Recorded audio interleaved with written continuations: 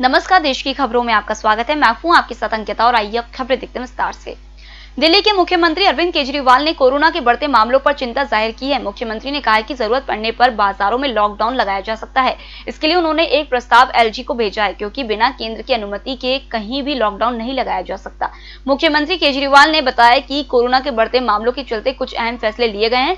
उन्होंने कहा कि पिछले दिनों जब दिल्ली में कोरोना की स्थिति में सुधार हुआ था, तो दिल्ली सरकार ने केंद्र की गाइडलाइन के अनुसार शादी समारोह में मेहमानों की संख्या 50 से 200 कर दी थी।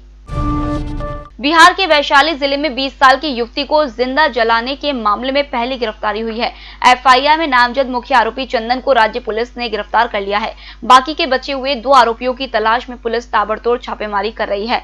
वहीं लापरवाही बरतने के आरोप में एक एसएचओ को निलंबित कर दिया गया है। दूसरी ओर पुलिस के आश्वासन के बाद पीड़िता के परिवार ने उसका संस्कार कर दिया है। उसके परिवार के सदस्यों ने 15 नवंबर को पटना के कारगिल चौक पर विरोध प्रदर्शन किया था। पंजाब के संगरूर सुनम मार्ग पर कार और ट्रक की टक्कर के बाद कार में आग लग गई, जिसके बाद कार सवार 5 लोगों की जलकर मौत हो गई। मरने वालों में एक डॉक्टर भी शामिल है। पुलिस के एक वरिष्ठ अधिकारी ने बताया कि कार सवार 5 लोग संगरूर जिले के दिरबा शहर में एक विवाह समारोह में शामिल होने के बाद सोमवार देर रात मोगा लौट रहे थे। संगरूर के वरिष्ठ पुलिस अधीक्षक ने बताया कि मारे गए लोगों में एक डॉक्टर भी थे। एसएसपी के अनुसार यह घटना देर रात की है। कार ट्रक के डीजल टैंक से टकरा गई और तेल फैल गया, जिससे कार में आग लग गई। कार सवार लोगों को बाहर निकलने का समय ही नहीं मिला और वे जिंदा ही जल गए।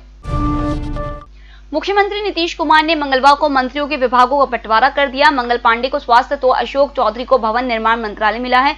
वहीं कैबिनेट बैठक में 23 से 27 नवंबर तक शीतकालीन सत्र आयोजित करने पर मुहर लगी है। इसी दौरान सभी नव निर्वाचित विधायकों को पद एवं गोपनीयता की शपथ दिलाई जाएगी। ये शपथ उन्हें प्रोटेम स्पीकर दिलाएंगे। पूर्व मुख्यमंत्री जीतन राम मांझी प्रोटेम स्पीकर की भूमिका निभाएंगे। होटल गौरीशी भोपाल शहर के बीचों बीच स्थित ठहरने की सर्व सुविधा युक्त जगह है। Room available in affordable prices और facilities free WiFi, AC, TV, parking, security, lift, full sanitized room, toiletry kit. Hotel Gaurishi, hall number 8, Chittor complex, MP Nagar, zone 1, Bhopal. Phone number 7898128620। केंद्रीय गृह मंत्री अमित शाह ने गुपकार से जुड़ी पार्टियों पर हमला बोला है। उन्होंने मंगलवार को कहा कि गुपकार गैंग वैश्विक बनता जा रहा है। उन्होंने इस गैंग पर तिरंगे का अपमान करने का आरोप लगाया। गृह मंत्री ने सोनिया और राहुल गांधी पर निशाना साधते हुए पूछा है कि क्या वे इस गैंग का समर्थन करते हैं। उन्होंने इस गैंग पर जम्मू कश्मीर को आतंक और अशांति के युग में वापस ले जाने का आरोप भी लगाया। गृह मंत्री ने ट्वीट कर कहा, गुपकार गैंग ग्लोबल हो रहा है। वे चाहते हैं कि विदेशी सेना जम्मू और कश्मीर में हस्तक्षेप करे। गुपकार गैंग भारत के तिरंगे का भी अपमान करता है।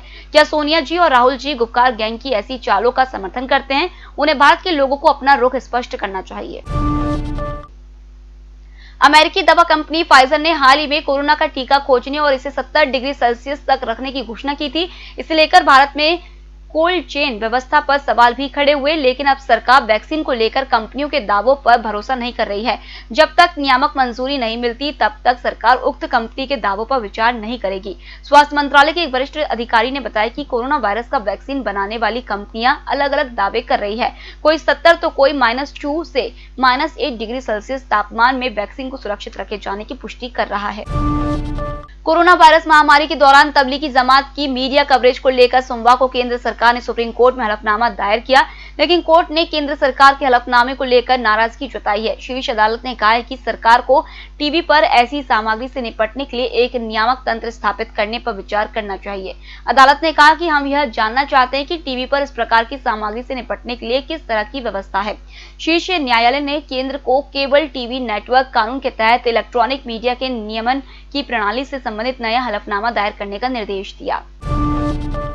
उत्तर प्रदेश की प्रयागराज लोकसभा सीट से भाजपा सांसद रीता बहुगुणा जोशी के घर पर दुखों का पहाड़ टूट पड़ा है। दिवाली की रात पटाखे जलाते वक्त उनकी 6 वर्षीय पोती किया बुरी तरह झुलस गई थी, जिसकी मंगलवार को इलाज के दौरान मौत हो गई। दिवाली की रात पटाखे से झुलसने के बाद किया को अस्पताल में भर्ती कराया गया था, जहां उसका इलाज चल रहा था। दिवाली के दिन सांसद की बहू ऋचा बेटी किया को लेकर पुनप्पा मार्ग स्थित अपने मायके गई थी। सांसद के मीडिया प्रभारी अभिषेक शुक्ल के अनुसार वहां बहुत सारे बच्चे घर की छत पर खेल रहे थे।